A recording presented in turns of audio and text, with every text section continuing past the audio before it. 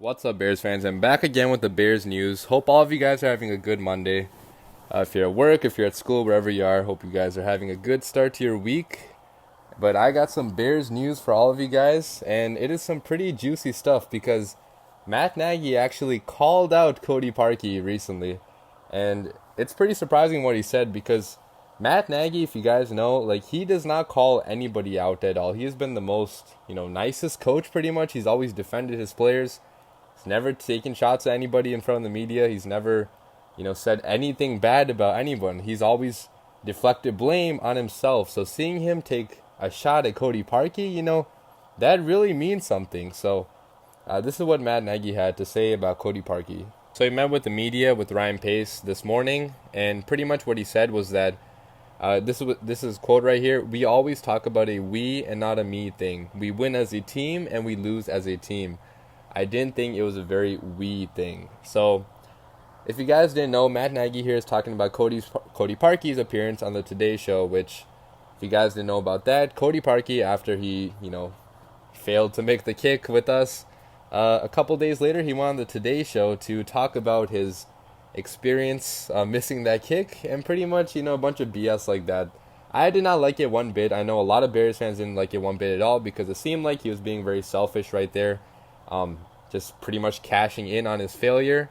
And clearly, Matt Nagy and his teammates don't like it either. Again, I want to bring up the fact that Matt Nagy is actually calling out Cody Parkey.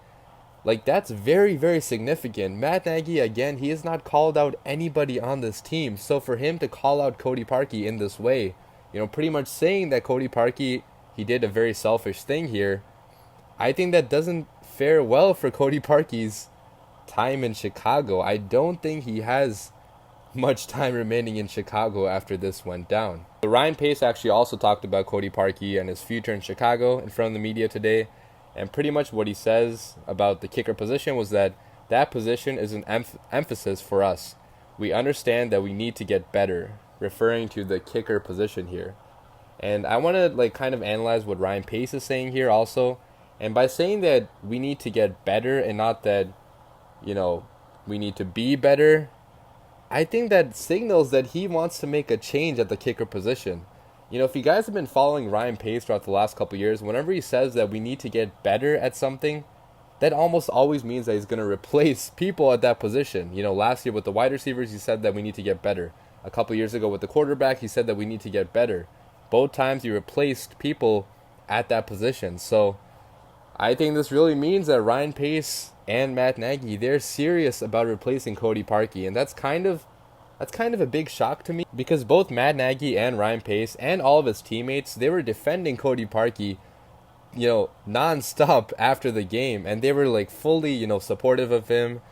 They were, anyone that was talking bad about Cody Parkey, they shut them down. They didn't want to talk about anything, anything bad about Cody Parkey because they're very classy, very high character individuals. Like the culture that Matt Nagy built here, it's a culture where you're not going to be called out by your teammates. But if you do something like this, like Cody Parkey, where you be selfish when you go on the Today Show to cash in on your failure, and Cody Parkey, guys, in my opinion, it doesn't seem like he's really trying that hard either to be better at the game of football because you also have to realize earlier in the season, Cody Parkey, he couldn't be bothered to actually go to Soldier Field to practice his kicks. That only happened a couple weeks into the season when he started missing a lot. So it just doesn't seem like obviously I could be completely wrong about this. I'm on the outside looking in. I don't have any special information. I don't know Cody Parkey as a person, but it really seems like to me, Cody Parkey, he's not doing his best to become the best that he possibly can be, and he's pissing off his teammates like this. So I really don't think Cody Parkey is going to be staying in Chicago for that much longer. One thing that we also have to mention when talking about the Cody Parkey situation is that his contract makes it extremely, extremely hard to get rid of him. If he didn't have this contract, first of all, guys, I feel like after the game, he would have been cut right there. He messed up that bad. I know you guys are going to say, oh, it was tipped a little bit, but to be honest, there's not enough conclusive evidence to support the fact that that tip was the reason why the kick missed. And, he's missed so many kicks this entire season that I'm not going to give him the benefit of the doubt here. So, for all I know, he caused us that loss in the playoffs. So to do that, to have such a bad loss, and to do this with the Today Show, I feel like he would have been cut if that contract wasn't in place. Now let's talk about the contract right here. So Cody Parkey, he signed a 4-year, $15 million contract last year with $9 million guaranteed. In hindsight, this looks like a horrible move, especially the guaranteed money, because if we get rid of Cody Parkey, if we release him, we're going to have to absorb a $5.2 million dead cap hit. And if you guys don't know what that means, it pretty much means that money, $5.2 million, it's still going to count towards our cap, even if we release Cody Parkey. So pretty much we're going to be using up our limited cap space for nothing.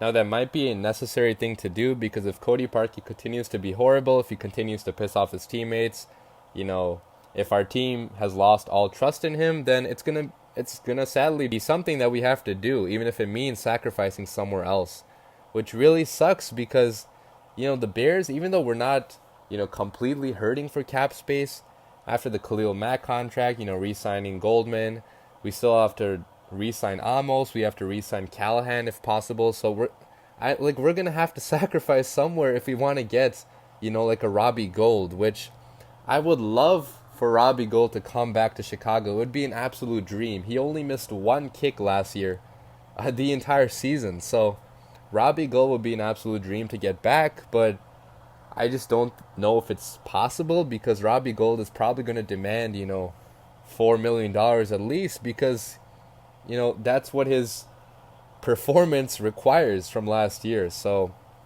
hopefully, I don't know if Robbie Gould is possible, but if we can get draft a kicker or get one through free agency, like anything really to replace Cody Parkey. It's going to be very hard, but I know that Ryan Pace, he can find a way to get rid of Cody Parkey, get a solid kicker back in Chicago.